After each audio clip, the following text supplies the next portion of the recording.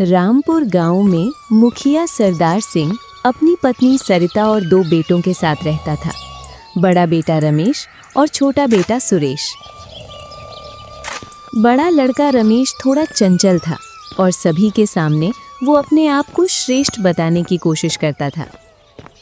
वहीं छोटा लड़का सुरेश काम में खूब होनहार था, लेकिन वो कभी भी अपने आप को श्रेष्ठ नहीं बताता था। इसी का फायदा रमेश उठाता था। अरे रमेश, तू इतनी जल्दी खेतों से आ गया और सुरेश नहीं आया तेरे साथ? हाँ माँ, मैं अपने खेतों का पूरा काम कराया।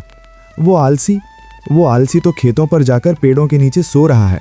सुबह से मैंने ही सारा काम किया। हाँ मेरे लाडले, आने दे उस सुरेश के बच्चे को। आज उसे खाना भी नहीं दूंगी। यहाँ बोलकर जाता है काम की ओर और वहाँ जाकर सो जाता है। आज तू तो खाना खा ले, कितना थक गया है, पूरा पसीना पसीना हो गया है। इतने में ही सरदार सिंह आ जाता है और बोलता है, अरे रमेश यहाँ है तो सुरेश कहाँ है? आपके साहिबजादे खेतों पर जाकर सो रहे हैं, काम धाम कुछ करना नहीं है। क्या बोल रही हो? आपके लाड प्यार ने सुरेश को पूरा बिगाड़ दिया। वो तो रमेश समझदार है, जो हर काम को अपनी जिम्मेदारी से कर लेता है। यही लड़का हमारा नाम रोशन करेगा, वो तो पता नहीं क्या करेगा। तुम सही बोल रही हो, मैं अभी जाकर उसको डांटता हूँ। अपनी पत्नी की बातों को सुनकर सरदार सिंह गुस्से में खेतों पर जाता है।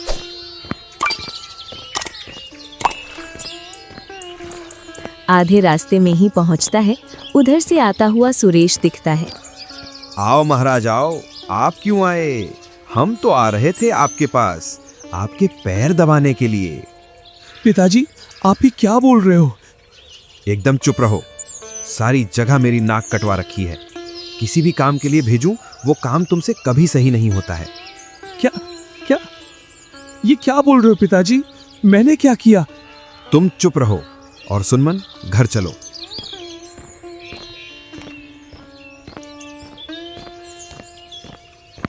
दोनों घर पहुंच जाते हैं। सुरेश अपनी माँ से बोलता है, माँ, जल्दी से खाना लगा दो, आज तो बहुत थक गया हूँ। मैंने पूरे खेत की सफाई की और भैया तो थोड़ी सी सफाई करा के आ गए थे। अरे कितना झूठ बोल रहा है, कभी तो सही बोल लिया कर। रमेश ने पूरा काम किया और तू उसके काम की आड़ ले रहा है। माँ और पिताजी, तुम दोनों मेरी बात को मानती क्यों नहीं हो? मैं भी तो काम करता हूँ। सरदार सिंह गुस्से में बोलता है, तुम्हारे आलसपन और झूठ की वजह से हर जगह हमें अपमानित होना पड़ता है। तुमसे कितनी बार बोला है तुम सही समय पर काम पूरा किया करो। अगर तुमने अपनी आदत नहीं सुधारी तो तुम्हें मैं अपने घर से बाहर निकाल दूंगा। अपने पिता की बातें सुरेश के दिल में एक चोट की तरह उतर गईं और वो सोच में पड़ गया। इतना काम करने के बाद भी मुझे डांट पड़ती है। रसोई में कुछ खाना रखा है, जा खा लेना।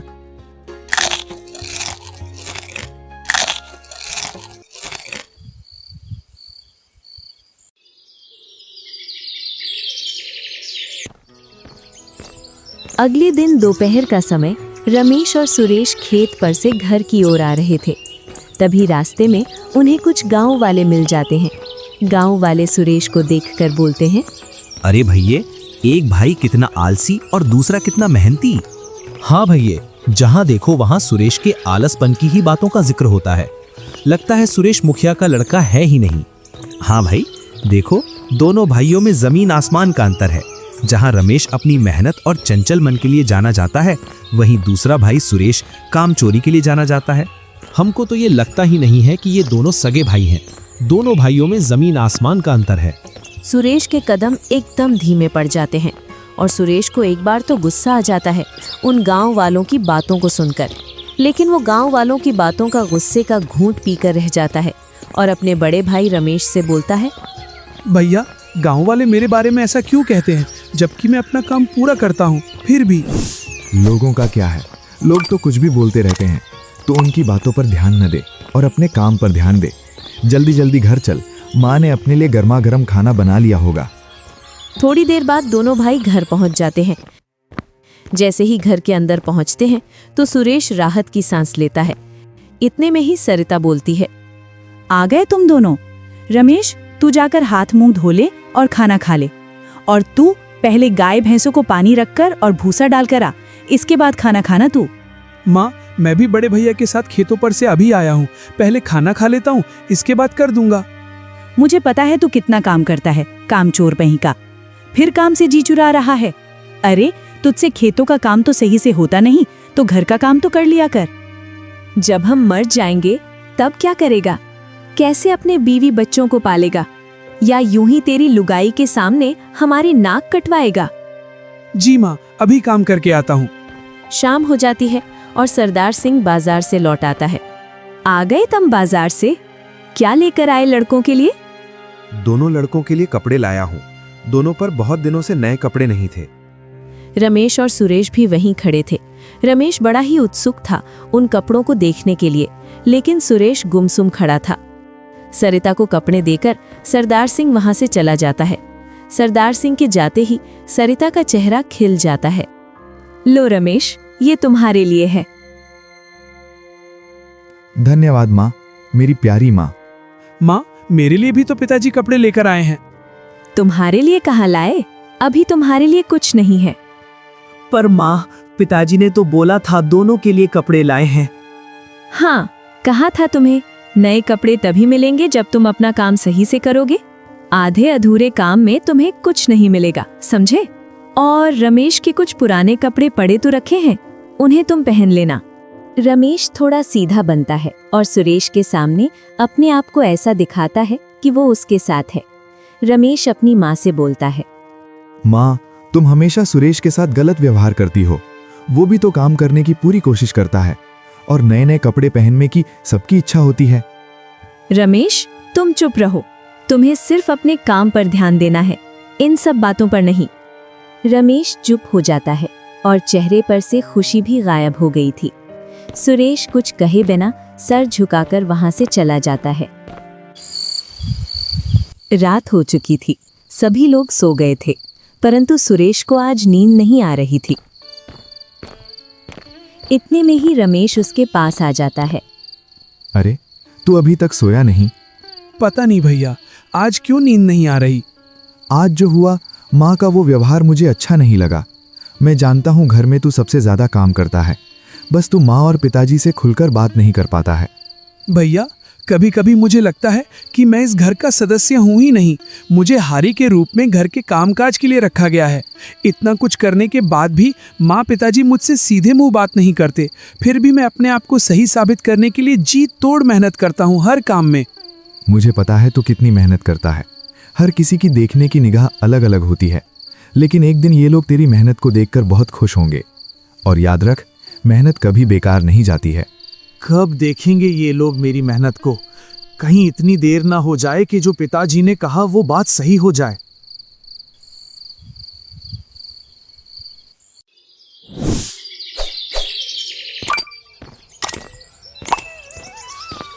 सुरेश खेतों में इतना काम करता था, फिर भी उसके मन में एक डर था।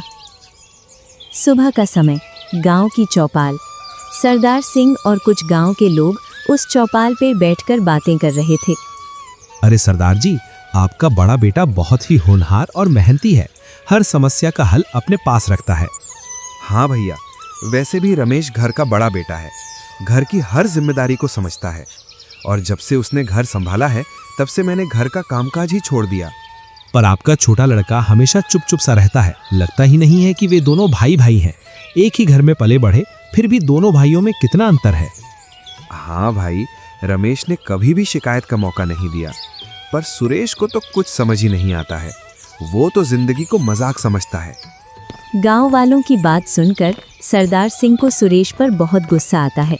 वहीं उसे गांव वालों की बातों से ऐसा लगा जैसे कि रमेश ही इस गांव का सबसे होनहार और सही लड़का है, जिसकी वजह से वो इस गांव में सर उठाकर जी सके। वहीं सुरेश की वजह से उसको लगा कि वही उसकी शर्मिंदगी की वजह है।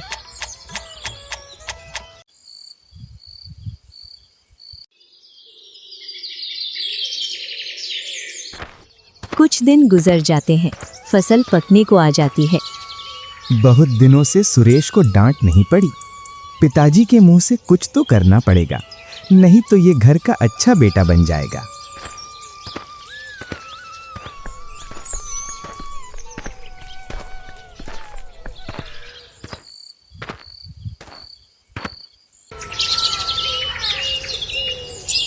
सुबह का समय रमेश खेतों पर चला जाता है और इधर सुरेश घर के कामों में अपनी माँ का हाथ बटाता है।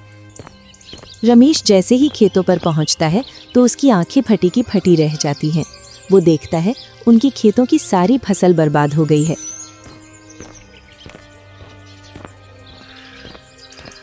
रमेश दौड़ते हुए घर आता है और खेतों की सारी घटना अपने पिताजी को बताता है। क्या पूरी फसल बर्बाद हो गई? हाँ पिताजी, सारी फसल गाय खा गई। खेतों में फसलों के डंठल बचे हैं, इसके अलावा और कुछ भी नहीं है खेतों में। तुम दोनों में से खेतों पर से शाम को कौन आया था? रमेश तो खेतों से पहले ही आ गया था। शाम को तो सुरेश ही आया था। क्यों रे?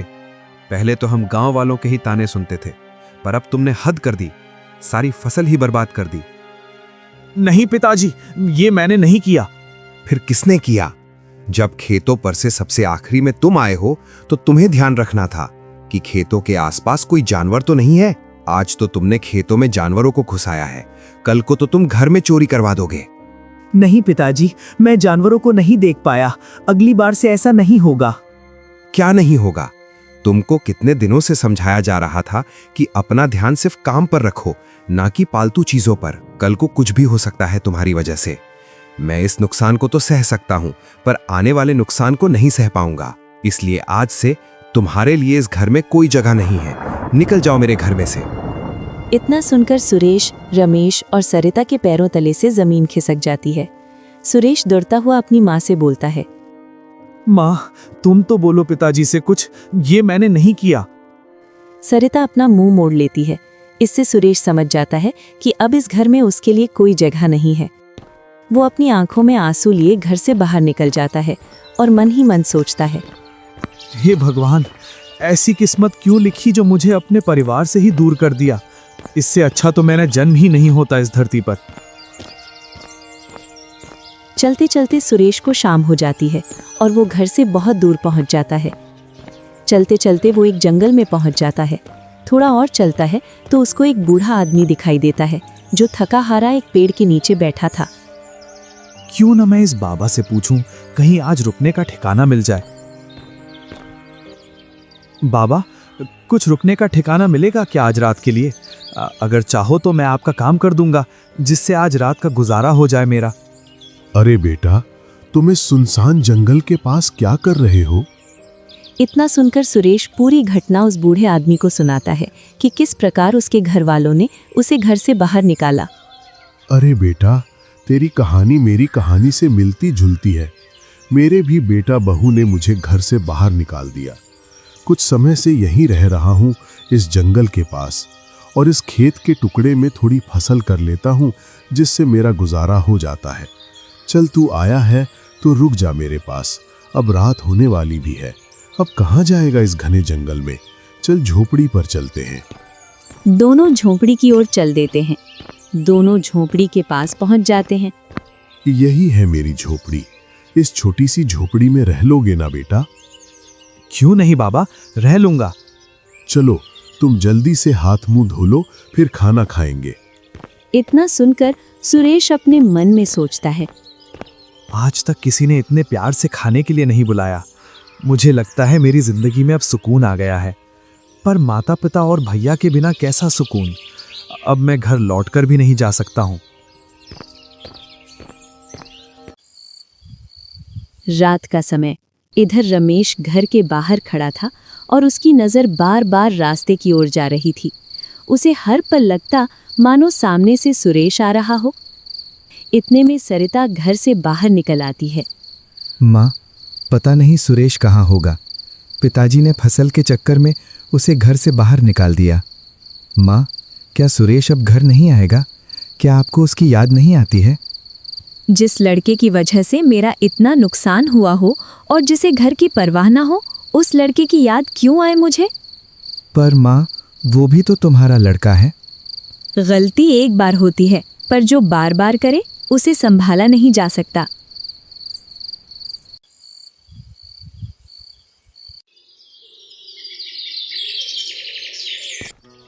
अगली सुबह बूढ़ा आदमी उठकर अपने खेत पर काम करने के लिए चला जाता है। इधर सुरेश उठकर देखता है तो झोपड़ी में उसे कोई नहीं दिखाई देता है। अरे बाबा, कहाँ गए? जरूर खेतों पर ही गए होंगे। और सुरेश भी खेतों की ओर चल देता है।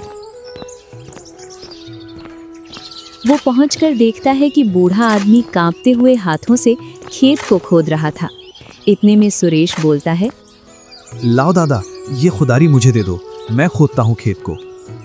अरे बेटा, रहने दो, तुम क्यों परेशान होते हो? मैं कर लूंगा, तुम तो इस पेड़ की छांव में बैठ जाओ। आपका आराम करने का समय है और मैं आपसे काम करवाऊंगा। बूढ़े आदमी को पेड़ की छांव में बिठाकर सुरेश खेत खोदने लग जाता है।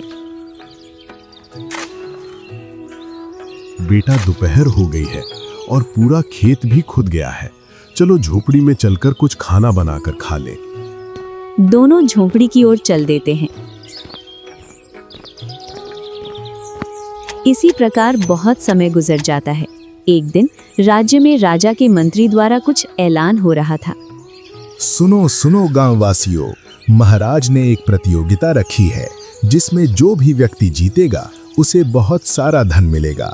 जो कोई भी उम्मीदवार है वो कल राज्य दरबार में पहुंच जाए। सरदार भी वहीं था, मंत्री की बातों को सुन रहा था। अरे वाह, ये तो बढ़िया प्रतियोगिता है। इसको तो रमेश चुटकियों में जीत जाएगा। सरदार घर जाकर रमेश को पूरी बात बताता है, जिससे रमेश इस प्रतियोगिता के लिए राजी हो जाता है। इधर बूढ़े आदमी को भी इस बात का पता चल जाता है कि राज्य में राजा द्वारा एक प्रतियोगिता रखी जा रही है। बेटा, तुमने सुना है, राज्य में राजा द्वारा एक प्रतियोगिता रखी जा रही है जिसमें जीतने वाले को बहुत सारा धन मिलेगा। बाबा, मेरी ऐसी किस्मत कहाँ जो मैं कोई प्रतियोगिता जीत पाऊं और मैं कुछ सही करने जाऊं तो वो गलत ही होता है। अरे बेटा, इतना निराश ना हो। कुछ ना मिलेगा तो प्रतियोगिता देखने का मौका तो मिलेगा और उससे कुछ ज्ञान भी मिलेगा। बूढ़े आदमी की बातों को मानकर सुरेश भी प्रतियोगिता में जाने के लिए मान जाता है। दूसरी ओर सरदार इस प्रतियोगिता को लेकर बहुत ही उत्सुक था और ये बात अपनी पत्नी सरिता को भी बताता है। क्या तुम्हें पता है भाग्यवान, आज गांव में राजा द्वारा एक बड़ी प्रतियोगिता का ऐलान कराया गया है जिसमें जीतने वाले को बहुत सारा धन मिलेगा। अच्छा, इस प्रतियोगिता को तो मेरा रमेश ही जीतेगा, क्योंकि उसके जैसा होनहार पूरे राज्य में और कोई नहीं है। हाँ, तुम सही कह रही हो। पूरे राज्य में रमेश जैसा चंचल और बुद्धिमान कोई नहीं है।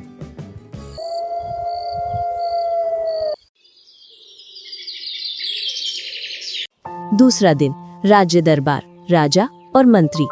तो मंत्री जी, जो काम हमने आपको सौंपा था वो हो गया है ना? जी महाराज, पूरे राज्य में प्रतियोगिता का ऐलान कर दिया गया है और आपकी इच्छा अनुसार पूरे राज्य में खबर फैला दी गई है। बस आप थोड़ी प्रतीक्षा कीजिए। राज्य के कोने कोने से इस प्रतियोगिता में भाग लेने के लिए प्रतिभागी आएंगे।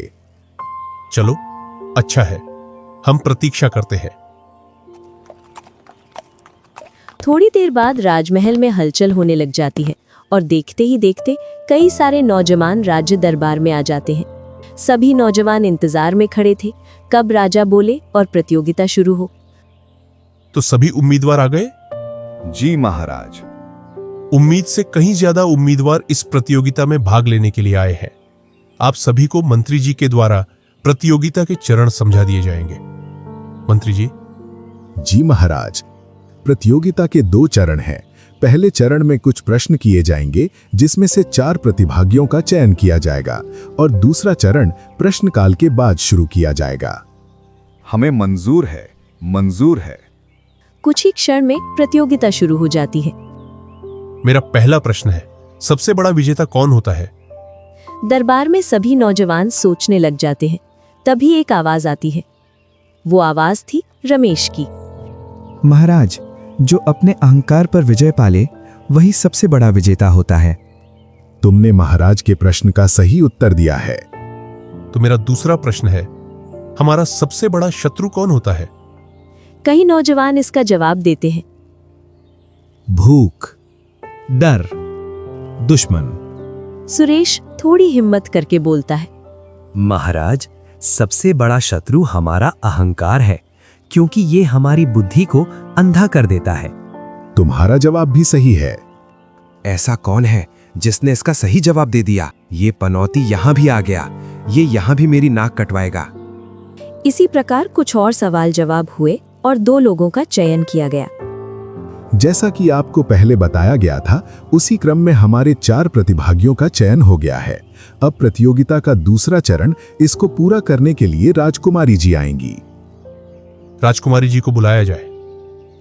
राजकुमारी आती है, उनके साथ में 2 दासियां भी आती हैं। एक दासी पर एक थाल था जिसमें कुछ रखा था। राजकुमारी, इन सभी प्रतिभागियों को एक एक टहनी दे दी जाए और इन सभी को अगले चरण की शर्त समझा दी जाए। दासी चारों लोगों को एक एक गुलाब का तना दे देती है। आपके पास ये जो गुलाब का तना है वो बहुत ही कीमती तना है। जो भी इस तने को सच्चे मन से गमले में लगाएगा उसके तने में ही फूल खिलेगा। जिसके तने में सबसे सुंदर फूल खिलेगा वही इस प्रतियोगिता का विजेता होगा। सभी एक बार शर्त सुनकर अचंभित हो जाते हैं। चलो तो मिलते हैं 3 दिन बाद। कौन इस प्रतियोगिता का विजेता बनेगा वो भी तीसरे दिन ही पता चलेगा। सभी लोग महल से बाहर निकल जाते हैं। जैसे ही महल से बाहर निकलते हैं तो सरदार सुरेश के पास पहुंच जाता है और बोलता है, पनौती कहीं का, यहाँ भी हमारा पीछा नहीं छोड़ रहा है। ये प्रतियोगिता तो रमेश ही जीतेगा, तू तो यहाँ मेरी नाक कटवाने आया है। सुरेश गर्दन झुकाए सरदार की सारी बातें सुन रहा था। और सुन, इस राज्य दरबार में ये मत बताना कि तू मेरा लड़का है, वरना यहाँ भी तू मेरी बेइज्जती करवा देगा। जी पिताजी। दोनों बाप बेटा अपने अपने रास्ते निकल जाते हैं। सुरेश झोपड़ी में पहुंचकर एक गमले में उस गुलाब के तने को लगा देता है। बाबा, क्या इसमें फूल निकलेगा? मुझे तो नहीं लगता बेटा कि बिना कली के 3 दिनों में इसमें फूल खिलेगा। हम तो अपनी सच्चाई पर रहें, जो होगा वो अच्छे के लिए होगा। इसके अनुसार तो हम प्रतियोगिता हार जाएंगे। किसको हराना है, किसको जिताना है, ये सब उसके हाथ में है। हम कुछ नहीं कर सकते। जो हमारा कर्म था वो हमने कर दिया, फल जो मिलना है वो मिलकर ही रहेगा। इधर रमेश भी उस गुलाब के तने को गमले में लगा देता है। सच्चे मन से लगाया है तूने। ये प्रतियोगिता तू ही जीतेगा मेरे बच्चे। हाँ पिताजी, मैं इसकी दिन रात देखभाल करूंगा, जिससे इसमें 3 दिनों के अंदर फूल निकल आएगा। इसी प्रकार उस गुलाब के तने को देखते देखते एक दिन निकल जाता है। दूसरा दिन भी निकल जाता है, लेकिन उस तने में कोई परिवर्तन नहीं हुआ। जैसा था वैसा ही है। बाबा, कुछ भी परिवर्तन नहीं दिख रहा है इस तने में। तो लगता है हम ये प्रतियोगिता हार गए। इधर सरदार सिंह, दिन से रात हो गई, देखते देखते 2 दिन गुजर गए, लेकिन इसमें कोई परिवर्तन नहीं हुआ। क्यों ना इस बगीचे में से एक गुलाब का फूल वाला तना तोड़कर इस गमले में लगा दूं, जिससे कल मेरा रमेश इस प्रतियोगिता का विजेता होगा। क्योंकि सभी के गुलाब के तने खाली होंगे और मेरे लड़के के गमले में गुलाब का फूल होगा। सरदार सिंह गुलाब के तने की फेरबदल करके सो जाता है।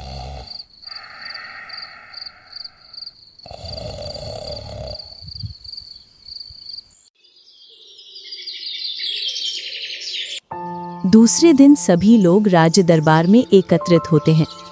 सुरेश देखता है 3 लोगों के गुलाब के तने में फूल निकल रहे हैं, पर सुरेश का गुलाब का तना जैसा 3 दिन पहले था वैसा ही आज है। इधर सरदार मन ही मन में, आ गया खाली तना लेकर। सबसे बड़ा गुलाब का फूल रमेश के गुलाब में है। अब तो रमेश ही विजेता है इस प्रतियोगिता का। सुरेश के पास जाकर बोलता है, अरे तेरे तने में तो फूल निकला ही नहीं, चला जा, नहीं तो यहां भी मेरी नाक कटवाएगा। तो बताओ, किस किस के तने से फूल निकला है? महाराज, इधर देखिए, मेरे लड़के के गमले में सबसे शानदार फूल निकला है। इसे देखकर पता चलता है कि मेरे लड़के ने इस फूल के लिए कितनी मेहनत की है। हाँ महाराज, मेरे लड़के जैसा इस राज्य में कोई होनहार नहीं है। इसके जैसे गुण और किसी में नहीं है। ये फूल भी रमेश की मेहनत का ही फल है। तभी राजकुमारी बोलती है, अरे तुम्हारे तने में से कोई फूल नहीं निकला? नहीं राजकुमारी जी। तुम सब झूठे और लालची हो, इस प्रतियोगिता के लायक ही नहीं हो। दरबार में उपस्थित सभी लोग चौंक जाते हैं। सब एक दूसरे की तरफ देखते हैं। इधर सरदार, सरिता और रमेश का मुंह उतर जाता है। क्योंकि जो तने आपको दिए गए थे वो सभी तने खराब थे, जिनमें कभी भी फूल नहीं निकल सकते थे, और आपके तनों में बढ़िया बढ़िया फूल खिलाए। तो बताओ, खराब तनों में कैसे फूल निकल सकते हैं? तुम सभी धन के लालच में इतने लालची हो गए कि तुम भूल गए ये परीक्षा तुम्हारी सच्चाई और ईमानदारी की थी। और सुरेश ही वही नौजवान है जिसने अपनी ईमानदारी और सच्चाई दिखाई, और इस प्रतियोगिता का विजेता भी सुरेश है। महाराज, आपसे बिना पूछे मैं एक गुस्ताखी करना चाहती हूँ। ऐसा क्या है राजकुमारी, तुम गुस्ताखी कह रही हो? मैं सुरेश जी से विवाह करना चाहती हूँ और इन्हें मैं राज्य का राजकुमार बनाना चाहती हूँ, क्योंकि इन्हें न धन का लोभ है और न ही इनकी ईमानदारी का इन्हें अहंकार। ऐसा ही वर चाहती थी मैं, जो सदा सच्चाई पर चले। राजकुमारी, तुमने तो हमारे मुंह की बात छीन ली। यही हम आपसे पूछना चाहते थे। महाराज, सुरेश भी मेरा ही बेटा है। ये क्या बोल रही हो तुम? क्या ये सच है? बूढ़ा आदमी सुरेश की सारी घटना सुनाता है। किस प्रकार इन्होंने सुरेश के साथ भेदभाव किया, सब बूढ़े आदमी ने राजा के सामने बता दिया। इतना सुन राजा का क्रोध उन दोनों पर टूट पड़ता है। जिस लड़के ने तुम्हारी लाज रखी, उसी को तुमने अपमानित किया। ऐसे माता पिता दंड के पात्र हैं, सम्मान के नहीं। इतना सुन रमेश अपने मन में सोचता है, मेरी गलतियों की वजह से मेरे माता पिता इस बुढ़ापे में सजा पाएंगे, वो भी मेरी वजह से। आज मुझे सच बोलना ही होगा। रुकिए महाराज, इसमें मेरे माता पिता की गलती नहीं है। माता पिता को सुरेश के खिलाफ मैंने बनाया। पूरा काम ये करता था और पूरा श्रेय मैं ले लेता था, जिससे माँ और पिताजी को यही लगा कि इनका छोटा लड़का नाकारा है।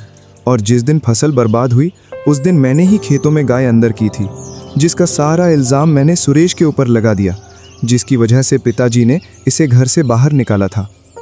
तुम मक्कार और बेईमान हो, जो तुम सुरेश की सच्चाई का फायदा उठा रहे थे। असली दंड का हकदार तो यही है। महाराज, मुझे माफ कर दीजिए। मुझसे माफी मत मांगिए, तुम तो तुम्हारे भाई से माफी मांगो। तीनों सुरेश से माफी मांगते हैं।